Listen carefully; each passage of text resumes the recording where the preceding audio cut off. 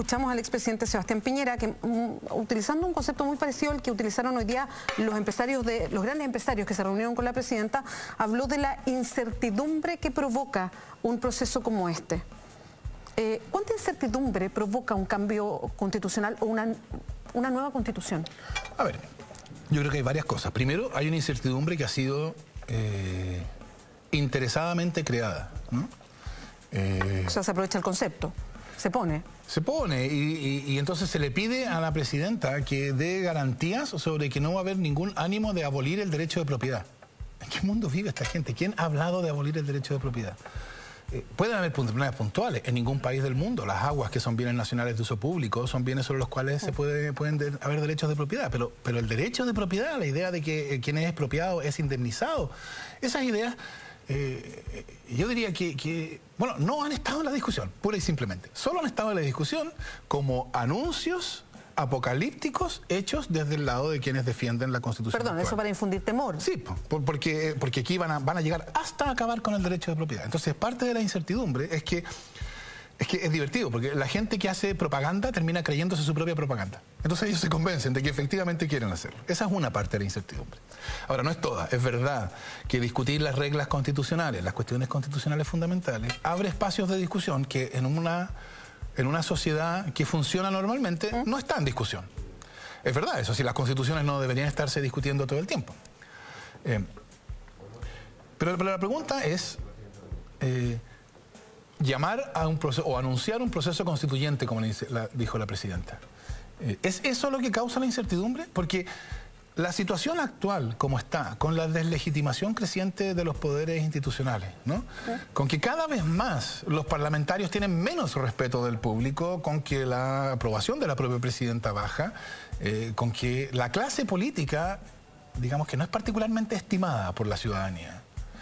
Eso tampoco es una situación estable. La situación que uno debería desear para un país como Chile es que tenga una institucionalidad que no sea una institucionalidad que todo el mundo ame y esté dispuesto a dar la vida por ella. Bien, tampoco hay que ponerse demasiado exigente, pero que sea una institucionalidad que todos podamos reconocer como que es una institucionalidad en la cual vamos al juego político, discutimos, decidimos y podemos ganar o perder. Y ganar tiene ciertas consecuencias y perder tiene ciertas otras consecuencias. Como no tenemos eso, lo que tenemos es una institucionalidad crecientemente cuestionada, crecientemente deslegitimada. Y yo creo que es bien poco miope decir eso, el hecho de tener una institucionalidad crecientemente deslegitimada, no crea un problema de inestabilidad. Fernando, tenemos preguntas que llegan a través de uno de los hashtags que ocupamos nosotros aquí en la Entrevista Verdadera. Llegan de las personas que nos están escuchando. Vamos a revisar. Televicín dice, ¿en qué afecta al común de la población la reforma de la Constitución o lo que estamos debatiendo ahora, que es derechamente una nueva Constitución? O sea, esto es una pregunta interesante, porque claro, si el encuestador llega a la casa del encuestado y le pregunta, ¿usted cree que tiene prioridad el asunto de la eliminación de los quórums de ratificación parlamentaria para las leyes orgánicas constitucionales? Lo probable es que, salvo los encuestados que sean estudiantes de Derecho o abogados, ni siquiera entiendan la pregunta. Y entonces, claro, de nuevo, quienes se oponen al cambio constitucional, dice la Constitución, cuando se les pregunta en el lenguaje del jurista si es necesario cambiar la Constitución, el encuestado dice que no y por eso está penúltimo, qué sé yo. Pero el problema constitucional lo experimenta la ciudadanía o las personas comunes y corrientes, lo experimentan de una manera distinta a como lo describiría el abogado.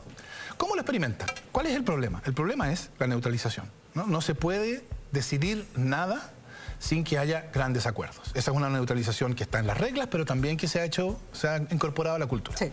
Y entonces, ¿cómo opera esto? Por ejemplo, el presidente Lago envía un proyecto de ley para regular el dinero en la política. Ese es un proyecto de ley que venía con facultades fiscalizadoras de verdad para el servicio electoral, que son necesarias, obviamente. Perdón, estamos dando un ejemplo real. Esto pasó. Sí, esto pasó, en 2003.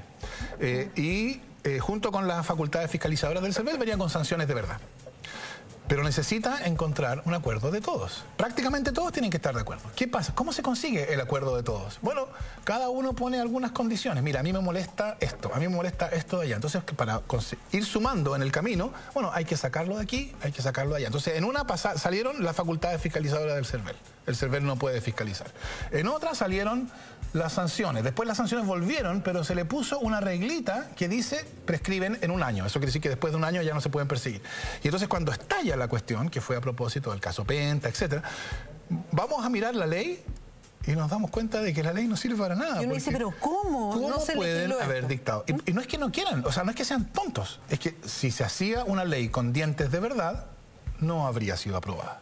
Y entonces, cuando se pretende dictar una legislación que afecte intereses importantes, esa legislación no se puede dictar, porque la condición para que se dicte es que esos intereses importantes no sean afectados. Desde el punto de vista del ciudadano, si la ley no puede proteger al ciudadano de quienes tienen mucho poder, ¿cuál va a ser la experiencia normal del ciudadano? Bueno, va a comprar un pollo y lo abusan. Se sube, qué sé yo, se sube a un bus interurbano y lo abusan. En fin, ¿no? Va a repactar su crédito y lo abusan. ¿Por qué? Porque la lógica es, para eso está la ley. La ley se supone que le da alguna protección al ciudadano frente al poder de quienes tienen más poder. Como la ley está neutralizada, entonces me hacen grandes anuncios, me dicen,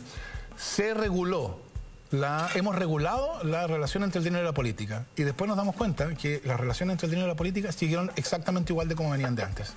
Y entonces, cada vez que se habla del tema del abuso, yo lo interpretaría como que lo que se está poniendo el dedo es la neutralización constitucional.